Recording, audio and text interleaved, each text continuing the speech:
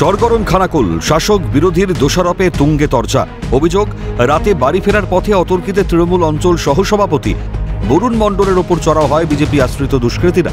করা হয় বেধড়ক মারধর। আপাতত হাসপাতালে চিকিৎসাধীন বরুণ মণ্ডল। তৃণমূলের দাবি, খানাকুলের বিজেপি বিধায়ক সুশান্ত ঘোষের নির্দেশে হয়েছে এই হামলা। বাড়ি যাচ্ছে, বাড়ি যাওয়ার পথে ওরা ঘিরে মারধর করেছে, আর ছেলেকে আমি চিনতে পারিনি। এইভাবেই উস্কানি গোটা খানাকুলকে অশান্ত করছে এবং একটা অরাজকতা পেয়ে গেছে যে এই সময় মাঠ খালি আছে, তৃণমূলকে মারও ধরে। যদিও তৃণমূলের এই অভিযোগ সম্পূর্ণ ভ্রান্ত বলেই উড়িয়ে দেন বিজেপি বিধায়ক। বিরোধীদের পাল্টা দাবি, মদ্যপ অবস্থায় বরুণ মণ্ডল ও তার সঙ্গীরা পড়ুয়াদের শ্লীলতাহানির চেষ্টা করেছিল, যার পরিণতি জনরোষের শিকার তৃণমূল নেতা বরুণ মণ্ডল। অভিযোগের স্বরূপ বেশ কয়েকজন নাবালিকা। কিছু স্কুল পড়ুয়া মেয়েরা এসেছিল তাদের জন্মদিন সেলিব্রেশন করার জন্য।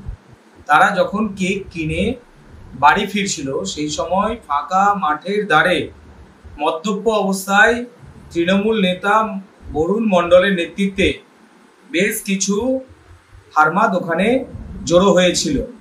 তারা ওই স্কুল পড়ুয়া মহিলাগুলোর ওপর অত্যাচার করেছে। এখনো পর্যন্ত পুলিশ হাত গুটিয়ে বসে আছে। আমি তিনবার খানাকুল থানার ওসিকে ফোন করেছি, উনি ফোন ধরেননি। কি জন্য ফোন ধরেননি? কেন ধরেননি? দুটো গাড়ি ছিল, একটা দুজন ছিল আর একটা তিনজন ছিলাম। যারা দুজন ছিল তারা এগিয়ে চলে এসছে, আমার ওখানটাতে সেই এসছি হানুয়া দিয়ে। এবার লোকগুলো বলছে দাঁড়া, থালে বলে দাঁড়িয়েছে।